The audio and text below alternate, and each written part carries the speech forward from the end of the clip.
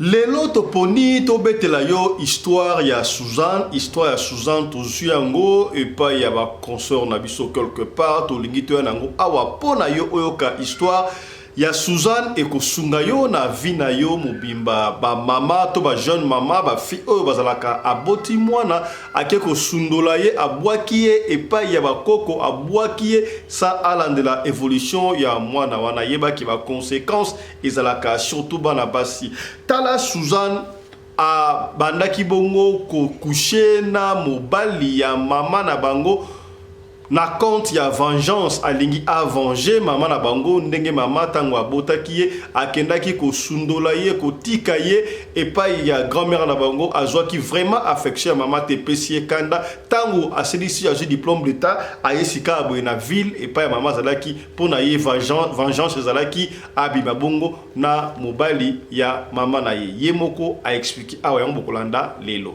Toye kobenda yo matoyi alerte partout batu bozali partout na monde mingi na Kinshasa tala jeune fille oyo abundaki abandaki koteka ba torche biloko ya mike na mesa na etinza basungi ye asali bongo mini magasin na ye quincaillerie sikawa avandi kaka boye na shop na yeto na magasin batu bakoteli yaya batu bazoya diable azoya kotante batu ti na pembeni na yo ozali na succès na yo na internet batalaka yo zala na kimia kasi okomona soko bandi komata batu bakoya pa na yo to propulser yo to fula yo to sala boy salaka attention lokola fi oyo na kati ya magasin na ye batu bakoteli ye asimbaki 50 francs ba multiplier mbongo waso kibe 50 ou 100 francs et komi mbongo ebele ba ebisi ye yo sinika na papier oya pembe omona okoma riche omoni voisine na yo voisin kuna et consort bango ba signa ba riche donc n'enviez pas ba jeune fille oyo ebele omoni bazana magasin na ville wana koyeba te bazombo no bango wapi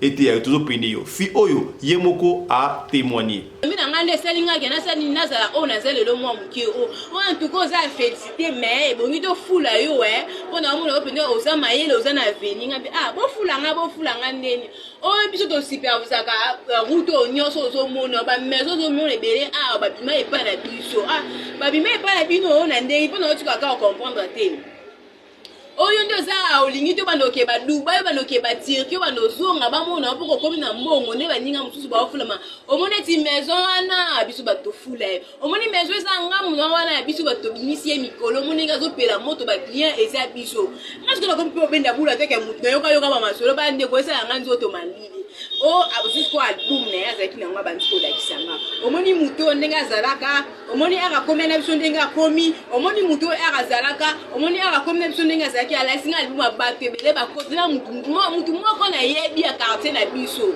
bandeko eselinga ko banga o bato bazandenge ni boy mo ba olobela bango mabe eza teta diable a risé akanyelinga ba client ba compte te ka bana ko sola na bango wana tosola kwa bisinga soki tembezela to démontrer yo omona eloko o zana 50 francs na ngabi oui papa 50 francs ezali pesa nga 50 francs o zana envelope papa tina na envelope to savanga na bibisa envelope na nga na pesa o azu pa envelope pesa ngai 50 francs asimi na maboko bandeko na envelope ya pesa ngai abi fongola envelope na kati eloko zate omoni ndo ngabi tena moni ndo tie papa ko zo envelope okotisa bandeko na yeba kite so na yeba na nyasa te ba cérémonie wana te bandeko diable azarise je vous dis na nyana sala ngwa te na regretter nango na suis pas envelope na kotisi on a compté ici papa na bisinga beta papa 3 fois bandeko na beta mo so papa ya mi balé papa ya mi se toi no beta papa no sentir enveloppe et fimi abisanga ya fongola bandeko na fongola montala ba 1000 francs ebele liboke yaya nga na lobaka yango chaque fois awa mwasi ya libala azalaka na bakamaradi te ekomi mabe ya kosakana te basi ya mabala makambali kosala na internet ikopesa yo mutu koswa mwasi ya libala eske esengeli na ye azala na Facebook yo mwasi ya libala marié ozwi photo na yo otie na Facebook olati kitoko bien sexy moko boye otie po banani bamona bamba so bamoni basepeli na yo babandi kosolo na yo ekozala mabe to malamu kasi to peki sur Facebook te est-ce que au monite que soki mwasi ya libala alingi azala na Facebook il faut à exposer identité na ye peut-être okoki kotia photo na yo na ya mobile na yo bayebiki o azali marié est-ce que okomi ata WhatsApp voici l'homme aleli nakamwaka ozomona mwasi ya libala na Facebook atie photo mo ya kitoko. La femme mariée sur Facebook, na profil, tu mets la photo de ton mari, ou bien vous mettez la photo, vous êtes à deux.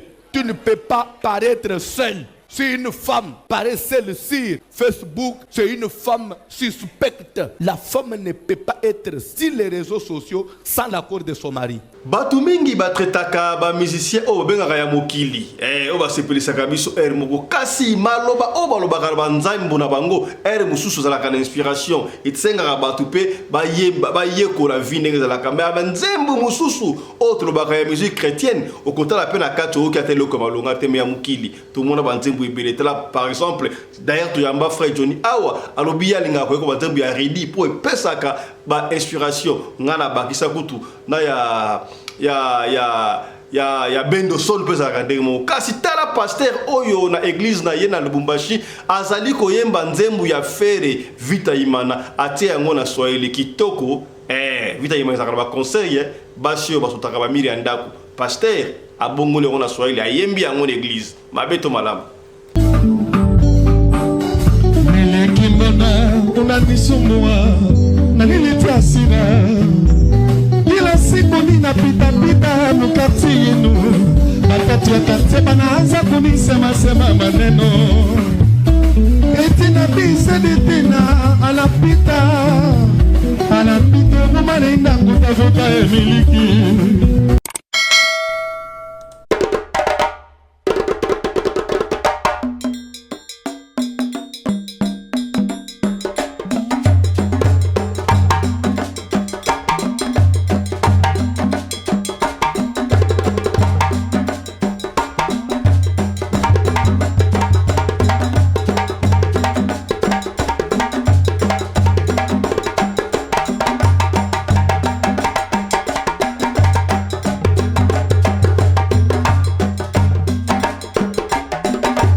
mobali mbinga na mwina ngolo aboya hydroquinone soki ezotambola basheri bazokoya mayanga na retrouve douce tendresse affection epa na yo nasalelo nini mpo ndimake na kupendaka sana shitakwacha pelende wenjoro Mbote na bino bandeko balandi ya radio loko télévision bisika nyos to bozwami merci na confiance peu fidélité bo pesaka na programme oyo radio lokole masolo et pa wapi to kutanaka pona kobeta masolo ya makambo zali koleka bongo na communauté na biso africaine en général mingi ya biso batu ya mangala ngai kombo na ngai Fiston Pelende tata ya Sedek tokutani awa bandeko pona kubeta masolo ya makambo zali koleka bongo na communauté na biso africaine en général mingi ya biso batu ya mangala ozola na biso oza na Los Angeles oza na Kuala Lumpur oza na Mexique oza na Brésil et pa ya Nanush Mukoko appel masqué dièse 31 dièse na mama titi mbote na bino tala émission na bino e bandito senga kala yo komoko soki mba liboso yo otala biso yo osabone soki osabone kobosa na te ko fina bongo cloche à notification pona orataka ba programme na biso ata soki mo kete soki botele abonné to partager émission oyo masoto betra awa soki sungi yo te peut-être e ko sungande komoko songolo esika moko pakala Yambo totikela yo olanda interview oyo toli solo ya Suzy ndenga bande ko mabongo na mobali ya mama na ye pona ko venger tika to développer moi des 3 titres oyo au moni bongo na sommaire.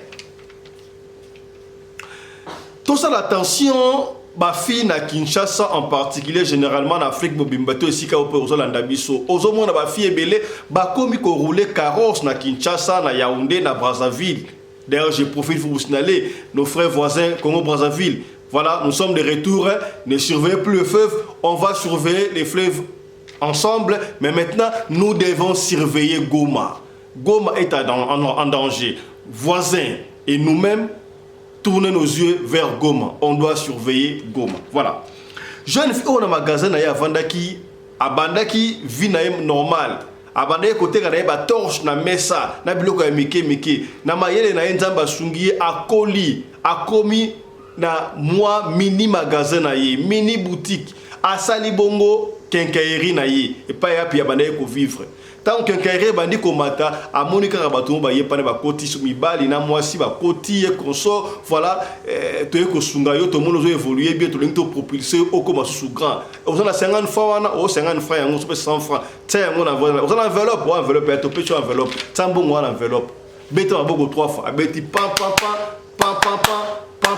mbala moko mbongo etondi na enveloppe ba 100 francs betala evi mon piku abezala ki mbongo ebele mais si au monde to pesi mbongo to ko fula yo okoma na mbongo ba fie belezo mo na Kinshasa wana ba fie be na Lubumbashi na Brazzaville na Angola na Luanda na Yaoundé na Stockholm partout ba fie wana to sunga bango do ba kota na ba loge tala ba to ba loge de ba likolanda ba jeune fille so ba moni étoile pana ya est-ce que yo ba do ba oteka ba torche na yo comme na niveau wana ezaki diable to nzambe muta afula kiyo salaka attention ba fille bele ba koya na loenge soki ba misele mbongo ne andimi ba esi yo signer kaka papier abina ko signer ndenge nini na moni ma comité te yo signer kaka heureusement alobi ba film o batala ka ba Nigeria Slovaquie tala ba émission lokola radio lokola télévision radio lokola masolo ba émission éducative oyo ba batala ka efungola bango esprit ya fungola misu esprit na ma film wana na radio lokola ndeto fungola ba esprit aboyo ko signer njoka soka sinyaka ndi ateki amna ye ya oteka amna yo sa oyeba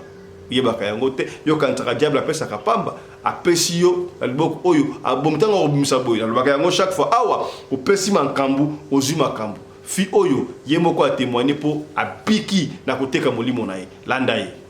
Salut la famille, j'espère que vous allez bien bandeko. Bandeko mokili o etonda makambo ebele. Mutu musu ko zala ozwa vie parce que aza moto, aza voiture, aza maison yaya. Façon azozwela mbongo na ye oyebi te. So pe ba yebisa yo bandeko, on préférer 1000 fois ozala mobola mais ozala kati na ye. Subandeko bolanda, o ekomelinga moko lelo.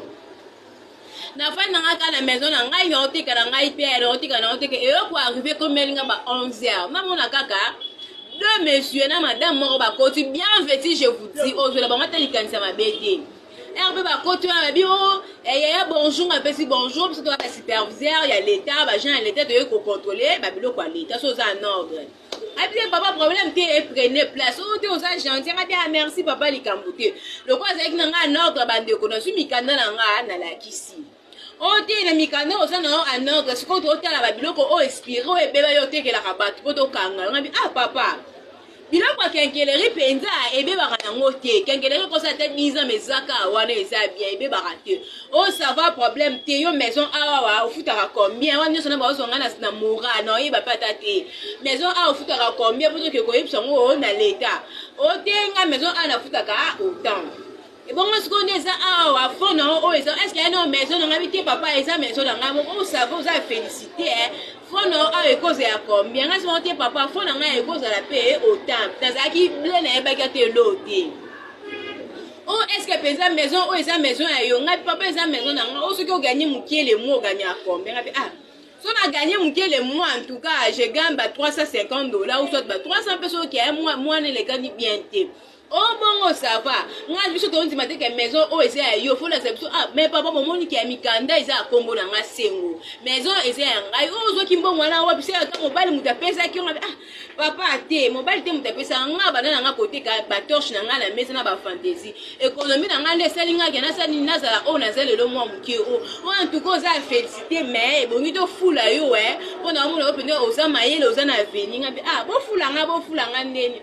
Oh biso to supervisor ka route nyonso zo mona ba maison zo mona ebele ah ba bima epa na biso ah ba bima epa na bino na ndenge mpona otika ka comprendre te oyo ndo za olingi to banoke ba Dubai banoke ba Turquie banozonga ba mona poko komi na mbongo ne baninga mususu ba ofulama omone ti maison ana biso ba to fula omone maison za ngamu na wana biso ba to bimisi mikolo moninga zo pela moto ba client eza biso parce que na kompo benda bula teke mutu yoka ba masolo ba ndeko esa nga nzo to malili o abusiko album na yazaki na ngaba ntiko da kisanga omoni muto ndenga zalaka omoni aka komena biso ndenga komi omoni muto aka zalaka omoni aka komena biso ndenga zalaki ala singa album abate bele ba kotina mutu moko na yebi ya quartier na biso bandeko eselinga ko banga o bato bazantenge ni boy mo ba olobela bango mabe eza teta diable a risé akanyelinga ba client ba compte teka bana ko sola na bango wana tosola kwa bisinga soki tembezela to démontrer yo omona eloko o zana 50 francs na ngabi oui papa 50 francs ezali pesa nga 50 francs o zana envelope papa tina na envelope to savanga na bibisa envelope na nga na pesa o azu pa envelope pesa ngai 50 francs simi na maboko bandeko na envelope ya pesa nga abi fongola envelope na kati eloko zate o moni ndo ngabi tena moni ndo tie papa ko zo envelope o kotisa bandeko na yeba kite so na yeba na nasa te ba cérémonie wana te bandeko diable azarise je vous dis na nyana sala ngota te na o regretter nango na suis pas envelope na kotisi on a compté ici papa na bisinga beta papa 3 fois bandeko na beta ni so papa ya mi bale papa ya mi setu on beta papa no sentir enveloppe et fini abisanga ya fongola bandeko on a fongola na fongola montala ba 1000 francs ebele liboke oyo ko leka ta 100 000 na mono ko sali kaso na boîte na kangi chesi papa onini ezali ngo tutu malina ko papa na papa oni abi ya mafiko banga teze ko to na besoin to fula yo ozana avenir maman ezali ngo banga nzoto malini na comme je vous dis histoire vraie 50 fois comme ngambunge de la maboko ya yete na maboko ya ngamoko na banzi ko intercéder na motema pa bisinga ya na ngo grave te biso to bomaka na iso te biso to sala ka to singa ka sacrifice te omoni kaka ye oyo tokosenga oka osigné est ce que moni atokomi oyo bokomi te papa yo ka signé angabi papa nga na yebi makambo bien ngai na kosimba na nga te bandeko je vous dis na olenga nga bato ebele tomona aozwa envie o mutuka ya nzoka nde bakota papa na yebisanga papier cahier vierge mais ayebisanga ana signé donc du fait que o signé na komi mutu na bango siko na signé ka dans le vide na benzi ba idée ya ba film nigérien total anga bi na signé ngabi te papa nga na ko signé na ngai te ba komukokanga nga makasi oko signé mwana oko signé yom de bimisi sabi bandeko na bandi kolela ide mo tinga kaka ganga bandeko lete na ganga kombo Jésus nga ganga na kufie boye bandeko ti papa na ba yeko banga bango moko seli bango soni ba yeko bima basani ni bakei fuko sala mayele bandeko mokiri o etonzi mabe ya zela ngonga na yo vi après le mois bana mtetela ndi ba papa na mama na mibale balingi ba influencer ngai ba influencer Charlotte na bino akotanda kwanganga bandeko moni eloko yo na jio ngona nzela ya mesi na botika ba torche ale bango le boba yo mona nga boye ba yo bisanga ki yo ngana kote ba monda bango ya ténèbres ba bandeko est-ce que zalaka bozala mai yaya nga na gangaka yango tongo midi pokwa mwasi ya libala azalaka na bakamaradi te bokoki kozala na bapire azalaka su te pire akoma pirate kasi soki moto abali kamaradi na yo ekomi mobali na yo na bana na yo boki yango basi ya mabala eske boki yango ya bien yango ekendaka ndengo wana kasi yoka lisolo oyo bandeko d'ailleurs pasteur voici l'homme aleli alobeli yango mwasi ya libala kozala na ba Facebook wana te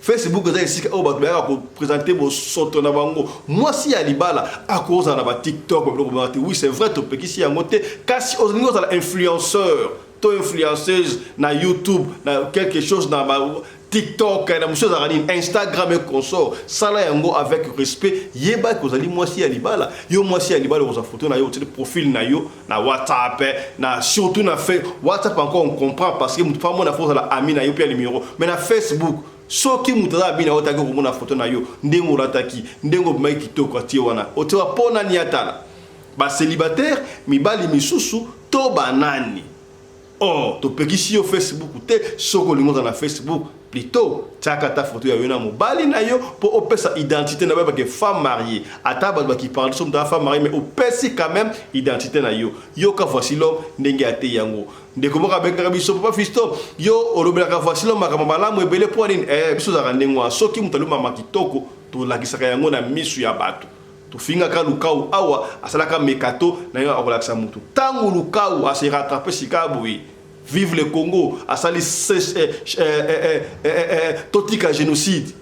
Na est ya mboka, geste asali l'église na yoto. La kisi yango te, biso za ndengo wana. Voici l'homme, soka lo makama kitoko, yango to la kisaka ye. Tala voici l'homme, ndenga ali côté ya basha mabala pour na Facebook. Ngana bakisi yango boye.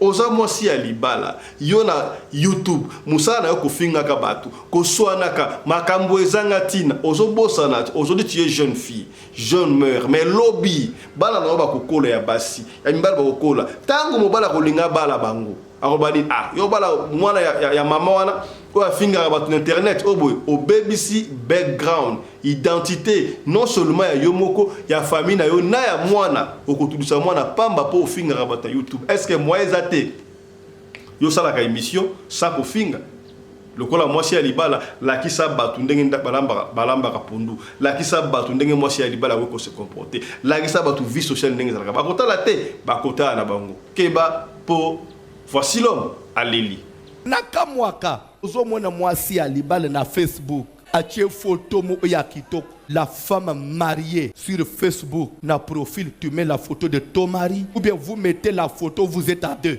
Tu ne peux pas paraître seul. Si une femme paraît seule sur Facebook, c'est une femme suspecte. La femme ne peut pas être sur les réseaux sociaux sans l'accord de son mari. La femme ne peut pas être sur les réseaux sociaux sans l'accord de celui qui l'a épousée. Après mon mari n'a qu'un Facebook, kanga. Et ça le 10 minutes était quand Facebook. Tu es aujourd'hui dans les réseaux sociaux avec l'accord de ton mari. À Facebook, tu as là ami. Pensez à Libal avec des amis. Garçons sur Facebook. Au solo la anabangoni. So tu peux au lati, balaïke. En tout cas, tu es. Merci. Des fois, moi, je quand moi, Robana il a fait passer en tout cas, il boit ngai. Oko la tango li susite na ola tango la thèse. Maman botek yo na papa avant au bal. Autour qui va le mariage c'est quoi? Bible à cause des temps qui sont courts. Moi Paul, j'ai dit aux filles et aux garçons de ne pas se marier. Mais quand tu acceptes de te marier au métier singa, so omonique au koko mulunge ya libalate, sois libre. Ne te marie pas. Mais au bal au côté mulunge koleka ya chaudière. Libal au zolat, il faut tout na mobali na yo. Ça convient? So abinono bilo onino latio. Mbala mo elambwa ne lungwa na kardoro banayo. Kabelele inayo. Je suis venu vous dire une chose. Indumba, ce n'est pas seulement coucher avec un homme. Dans le christianisme, Kindumba, ce n'est pas l'acte. Ce sont les intentions. Jésus dit, Moïse vous avait dit ne commets pas l'adultère. Mais moi je vous dis quand tu regardes les intentions. Il y a beaucoup de femmes mariées qui ont des... Yaya na lobaki yango ne bandeli mingi to monaka lokola ba musicien auto benga ba musicien mokili to pesa bango kombo ba musicien mokili ba musicien diable. Est-ce que ba toi ba musicien diable ya solo on ne sait pas. Qui vous dit que ba musicien chrétien ba kota ka ba lojité. Ba sana ba kambi ba bema beti total ba témoignage belé. D'ailleurs ba musicien lokola Kofi Olomide aloba yango. Bine okanisi muto asimba Bible aleki muto asimbi pa ona bunzambe. Est-ce que batu o benga ba musicien chrétien wana bango ba okuta lola poto kutela na bango kuna ba kutela bango kuna wapi akenda kutu tina kotanga ba kombo ya ba musicien chrétien mususu atalaki na raison toi azalaki na tort po miziki ezakaka miziki ya kosakana te yaya tala makambo mususu oyo ba musicien to benga ya mokili ya diable ya satan bayembaka ça se vérifie et pesaka courage soki bayembi bolingo ezali pena bolingo ya solo soki bayembi vie ezali pena vie ya solo na uté ko roba yango ne bandeli awa to mona ka basani na nzambe mususu ba frère mususu oyo ba na mama nzambe ba préférer à côté ko ko ba nzambe ya redi ya misi ya ba bendo son nzambe oyo zo ba rambi ya vie ba wera son ba yemba yango même ba jiba yemba yango donc ba nzambe oyo ezo pesa mutu courage sikoyo bino po asaba ba misia muki yemba yango te to mona kuti yango na papa wemba sala nzambe ya nzambe asana nzembu ya nzambe boyemba yango na église te poani po ata papa yemba na benga yesiko nanwa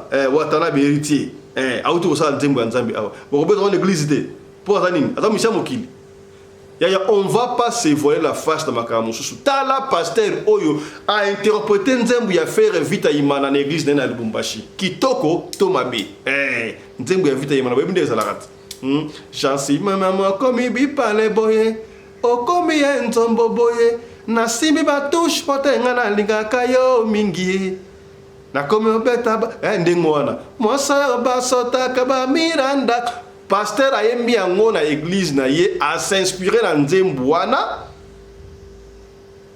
azwi maloba wana pona ateya nango kitoko to mabe na Lubumbashi kutu elekaki na émission bandeko balobeli yango landa.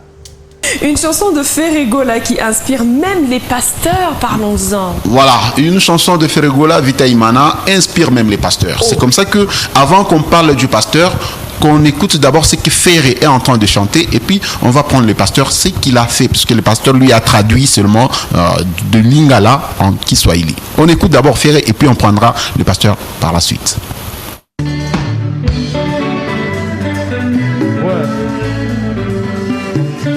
mokala yo komi libale boye yo komi esombo boye nasibi batu potenga nalingaka yo mingi nakomi kobeta batu lukamasina kartie na bino bambasaka te bakomi kotomboka ina masolo soki naleki ye balobaka aleki ye David Tamba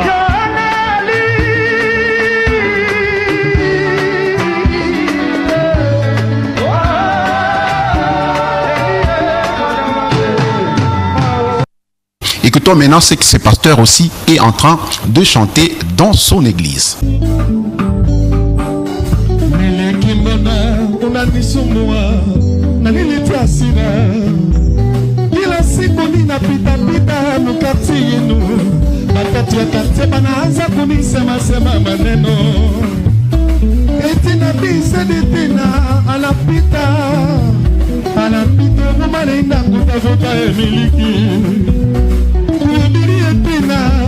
Injili kila siku nikifika miliki unasema kwamba eti hauna muda unasema kwamba injili yangu haina pesa unasema kwamba Yesu Kristo hana pesa mama inaleta aibu mkartie na kwamba eti wewe hawezi zunguka na Biblia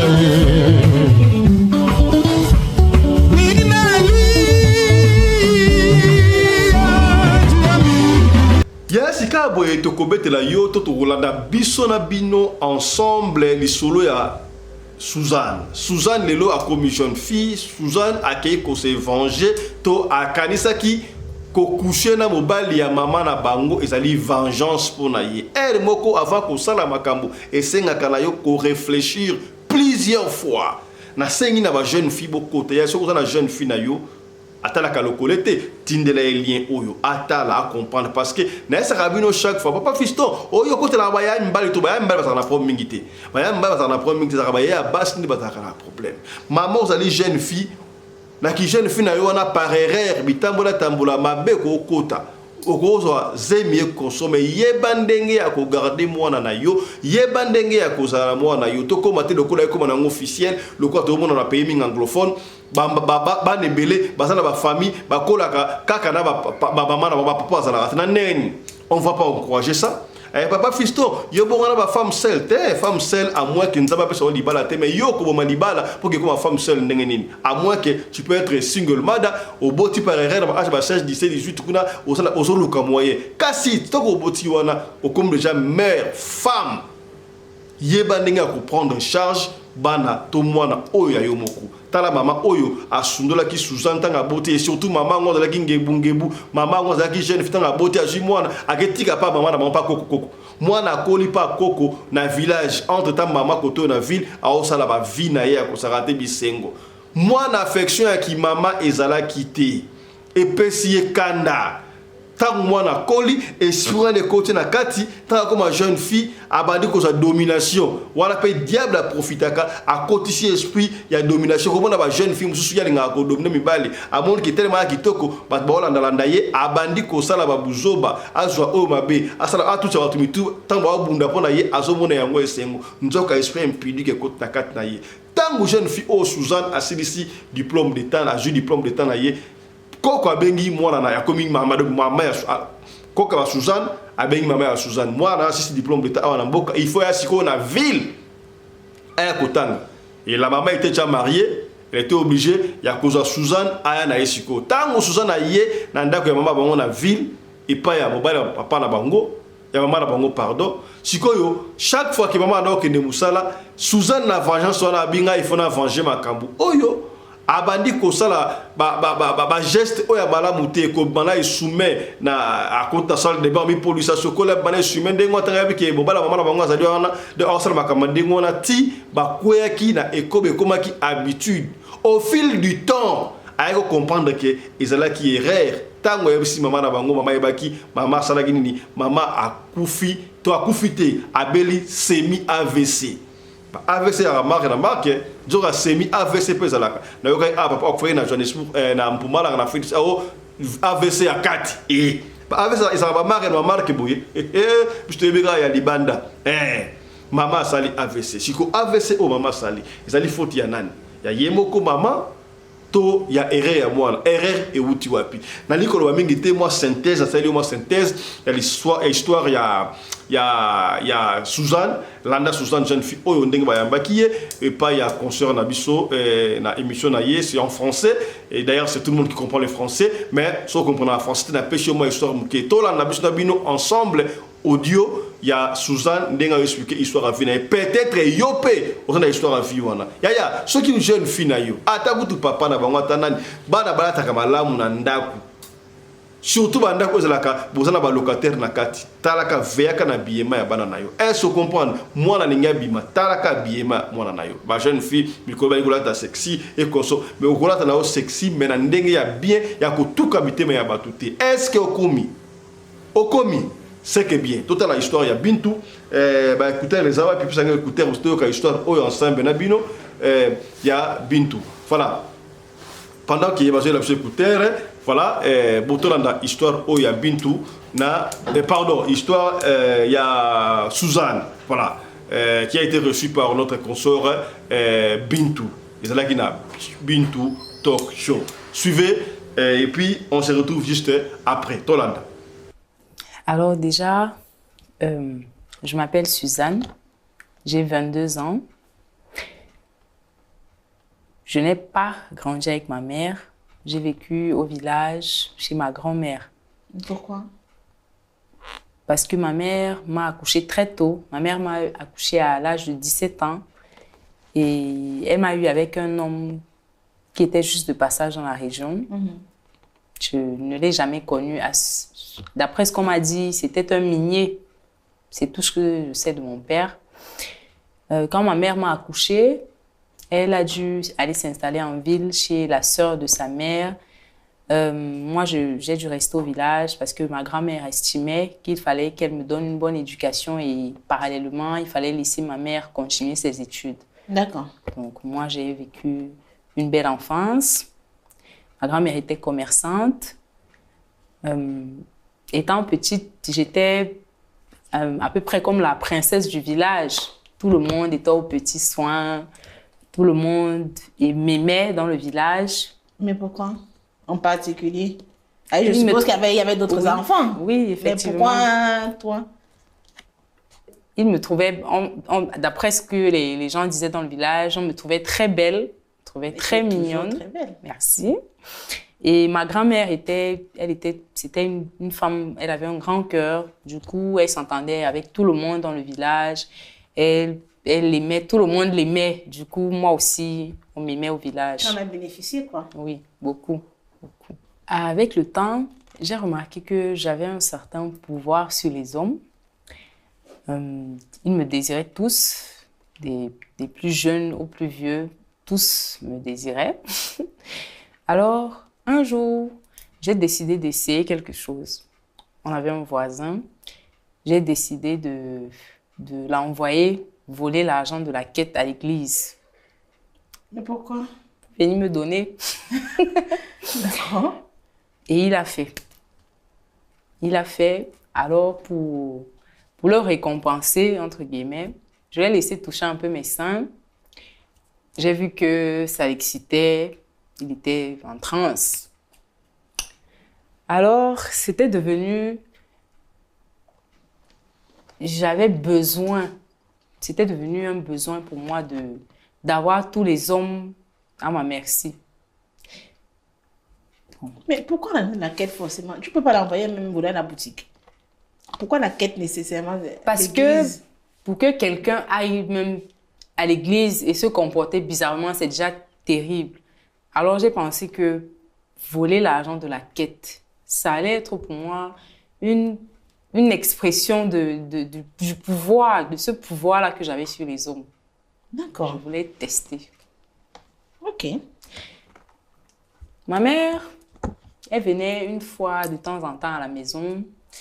Quand elle venait, elle ne me calculait pas. Elle ne s'intéressait pas à moi. Si ce n'était pour m'envoyer acheter ses cigarettes à la boutique ou lui réchauffer sa citronnelle. Quand elle venait, elle se pavanait partout. Elle montrait juste ses beaux sacs, ses beaux bijoux. Elle venait de la ville. Elle se vantait, comme si elle était trop belle. Elle se vantait dans le village. Elle se faisait voir un peu partout. Et avec le temps, moi, j'ai commencé à la détester vraiment. C'est à ce moment-là que j'ai commencé à vraiment ressentir une colère envers ma mère. Tu étais en colère de quoi, concrètement? J'étais en colère parce que on n'avait pas de relation. Ma mère et moi, on n'avait pas de relation. Elle se comportait comme si elle n'avait jamais eu d'enfant. Je n'avais pas cet amour maternel-là. Entre elle et moi, il n'y avait pas cette relation mère-fille. Ça n'existait pas. Et moi, je ressentais un vide. Et ce vide-là, plus je ressentais ce vide, plus la colère remplissait ce vide. Donc, j'ai commencé vraiment à détester ma mère. Mais ta relation avec ta grand-mère ne compensait pas un peu, peut-être? Non. La relation que j'avais avec ma grand-mère, c'était autre chose. C'était différent de ce dont j'avais besoin.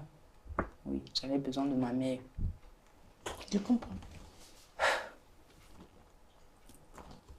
Quand j'ai eu mon bac, ma grand-mère a demandé à ma mère de venir me chercher.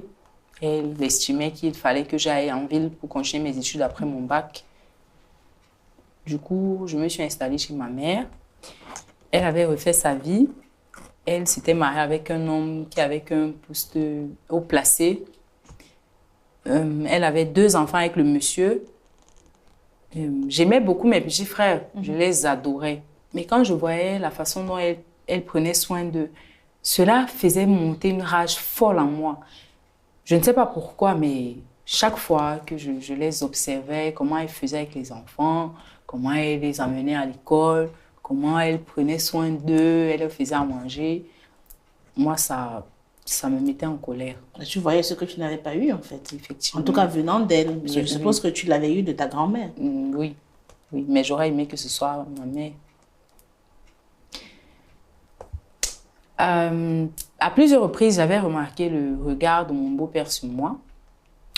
Alors, pour être sûre de mon intuition, chaque fois que ma mère sortait, dès qu'elle quittait la maison, je courais immédiatement me changer.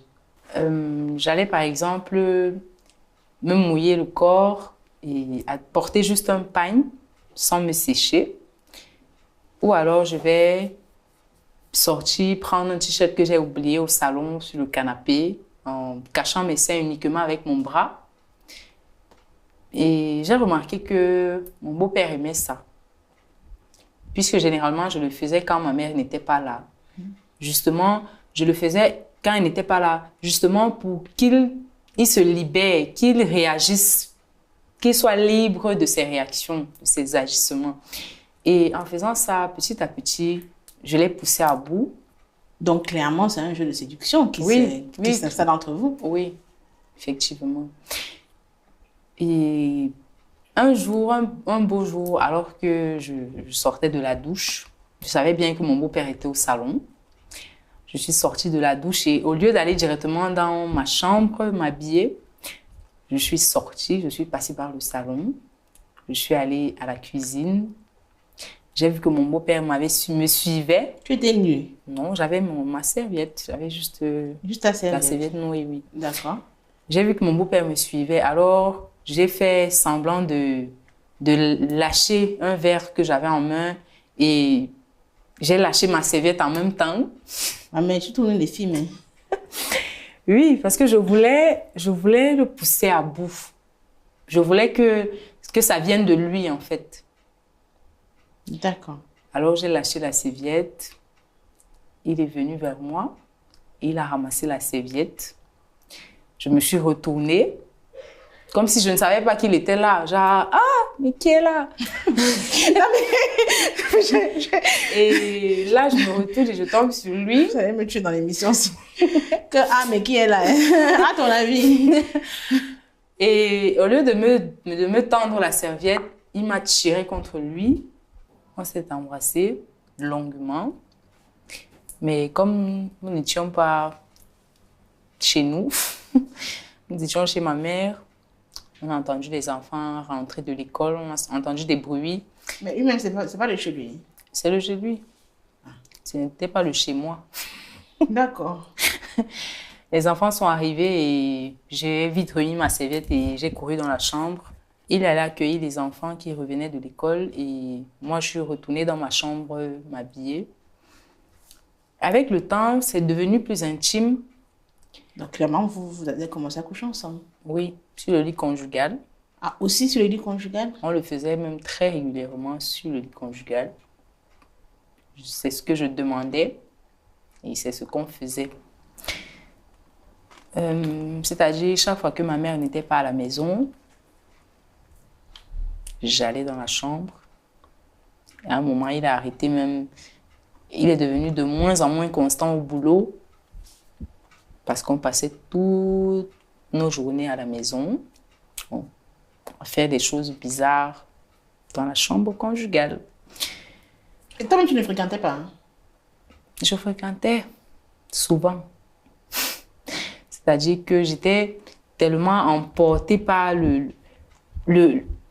cette colère. J'avais tellement envie de me venger que j'avais tout mis en second plan. J'étais focus sur ça. Et comme j'avais trouvé quelque chose qui, pour moi, je savais qu'il allait détruire ma mère, j'étais à fond. D'accord. Donc, on a une relation pendant 6 mois. Plus le temps passait, j'ai commencé à échanger de plus en plus avec ma mère. J'ai compris qu'elle regrettait de ne pas avoir pu me garder près d'elle, malheureusement. Elle te l'a dit? Elle me l'a dit, clairement. À ce moment, j'ai vraiment commencé à regretter. J'ai commencé à avoir des remords parce que je savais tout ce que j'avais fait dans son dos, ce que j'avais fait avec mon beau-père, ce que j'avais fait avec son mari, ce que j'avais fait avec le père de ses enfants. Et si je comprends, donc en fait, tu as développé une relation différente avec ta mère, c'est ça? Hein? Effectivement. Mais qu'est-ce qui avait changé? Quelle était donc votre relation, puisque tu me dis que c'était différent d'avant? On était plus proches et j'ai vu que ma mère essayait vraiment de faire des efforts. J'ai vu qu'elle essayait en quelque sorte de se rattraper. Je pense qu'elle avait, quelque part, ce n'était pas de sa faute. Et elle me l'a clairement dit, qu'elle regrettait vraiment de ne pas avoir pu me garder près d'elle quand j'étais plus petite. Alors, j'ai décidé d'avouer à ma mère ce que j'avais fait. J'ai fini par tout lui avouer, j'ai fini par tout lui expliquer. Ta relation avec ton beau-père a duré combien de temps? Notre relation a duré 6 mois. 6 mois. 6 mois d'intensité. Mais avec le temps, j'ai commencé à échanger avec ma mère. Notre relation est devenue plus profonde et j'ai commencé à avoir des remords. Alors, j'ai décidé de tout arrêter avec mon beau-père. Et plus profonde comment? Avant, tu ne causais pas avec elle? Non. À mon arrivée, dans sa maison, on se parlait que pour des choses basiques, c'est-à-dire où est-ce qu'on met le riz, ce genre de trucs. Il n'y a plus de savon. On n'avait pas de conversations profondes. Elle et moi, on n'échangeait presque jamais, si ce n'était pour la cuisine, le ménage, ou encore à propos des enfants, ce genre de trucs. Ou encore quelque chose en rapport avec l'école. Par ça, on ne se parlait pas. D'accord. Alors, j'ai décidé de tout arrêter avec mon beau-père, mais il a refusé. Il était accroché. Ça a commencé à aller dans tous les sens. C'est-à-dire, on pouvait parfois se disputer si il demandait à me voir, peut-être hors de la maison, genre après les cours, retrouve-moi à tel endroit et que je ne partais pas. Ou encore à la maison, quand il essayait de me toucher à la cuisine, s'il me trouvait seule à la cuisine et qu'il essayait de me toucher et que je refusais, il devenait violent. Du coup, les choses ont commencé à être compliquées dans la maison. J'ai commencé à avoir peur. J'avais peur pour ma vie parce qu'il était devenu vraiment violent. Alors, j'ai décidé de tout avouer à ma mère. J'ai décidé de tout lui raconter. J'ai décidé de tout lui expliquer. Mais c'était une erreur. Je ne sais pas si c'était une erreur ou je ne sais pas quoi, mais ma mère a fait un mini AVC. Comment ça s'est passé? Comment tu as fait en fait pour lui raconter? Déjà, ça n'a pas été facile, mais alors pas facile du tout. Il a vraiment fallu que je m'arme de beaucoup de courage. Un beau jour, alors qu'on faisait la cuisine, on avait prévu d'aller faire les courses après. Pendant qu'on faisait la cuisine, quand on a fini, on avait peut-être 2 heures de temps devant nous pour que les enfants rentrent et que nous on puisse ressortir. Alors, j'ai dit à ma mère qu'il fallait qu'on parle parce que j'étais asphyxiée. Je n'arrivais plus, ça me pesait, j'avais besoin de lui en parler. Alors, je lui ai dit, maman, il faut qu'on parle. Elle m'a répondu, ok, toute souriante. Mais moi, je savais que ce qui allait suivre n'était pas drôle du tout. Alors, nous nous sommes installés dehors, à la véranda. Et avant même de commencer à lui expliquer, j'ai fondu en larmes. Parce que c'était vraiment lourd. Je ne savais même pas par où commencer. Je ne savais pas comment expliquer à ma mère ce que j'avais fait. J'ai pris mon courage. Je lui ai tout expliqué dans les moindres détails. Bien évidemment, elle n'a pas supporté. Elle a fait un malaise. Elle s'est écoulée.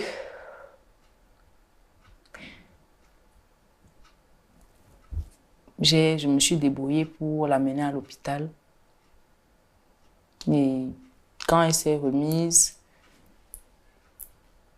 elle a décidé de me pardonner. Elle a décidé de me pardonner. Elle a chassé son mari. Elle a décidé de me pardonner. Et elle m'a fait jurer de n'en parler à personne. Mais pourtant, là, tu en parles. Tu témoignes à visage découvert.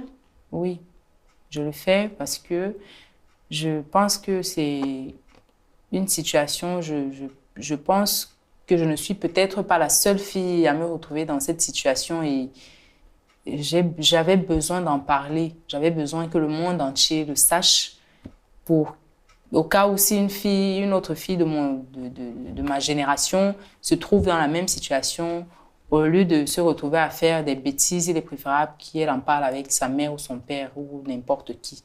Et ta mère est au courant de ton, Oui. de ton témoignage? Oui, elle le sait. Elle le sait.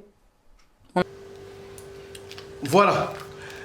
Je crois que l'on dit histoire, il y a Suzanne interpellé, jeune maman est belé, parents bien pour interpeller, bien belé, ce qui ozali na yaya mwasi tindela émission oyo na esaka bino awa na radio lokole tobetaka masolo mpona konuire te mpona kobebisa réputation ya bato te mpona kosunga yo kaka esika ndeko akwe yo okwea te ya tosabone ko tosabone tosaki bino objectif na biso 20 000 abonnés tokokisana 20 000 abonnés et puis on verra la suite après 20 000 ezebele te yaya mwasi yo notela kosabonaka te mama yo bongo mpena na papa fiston yo bongo tata sedek papa sabone ko bino bongo tata sedek tosabone s'il vous plaît tosabone puis kobosana te totiaka ba j'aime mpona kopermettre biso tozala à l'abri.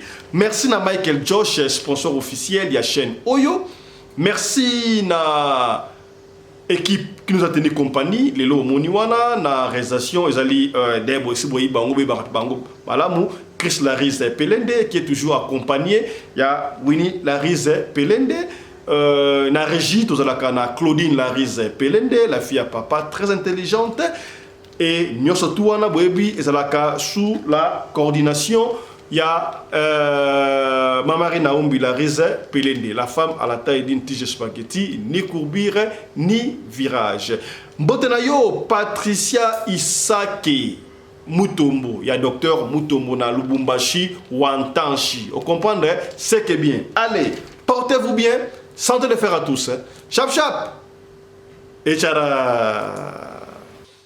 Tika totondo mwana mboka patu oyo asali bongo compagnie ya sécurité lokola kaka bakonzi ya mboka balobaki kolingaka te ozonga na mboka maboko pamba ya yo za diaspora ofani na libanda ozonga maboko pamba. Non, nous devons créer les emplois. Tala patu a créé compagnie munene soki ba compagnie ya sécurité zalaka ayeko baksa moko liko ba compagnie ya sécurité wana CMS Cruche mondiale sécurité. Dans la cruche mondiale sécurité, yo moutouza ba activité na yo, ba église, ba école, nyo soto olingi, ba sécurité à solo o pena ba vimba o soki li kabozali, ba yaka intervention, na ba équipement ya haute technologie et outil bongo États-Unis d'Amérique. Donc vous contacter cruche mondiale sécurité oyo na moins cher, ba couper sur ba service ya kitoko. Escorte au salama VIP protection na moins cher. Alors, Bobenga, cruche mondiale sécurité, ce que vous avez le numéro de bango, Bobenga, vous êtes en contact, la cruche mondiale sécurité, ceux qui vont signer contrat, beaucoup soit gratuité à jour moko félé. Comprenez? Tala, ma promotion Oyo, cruche mondiale sécurité, Asali, Pona, Bino. Voilà.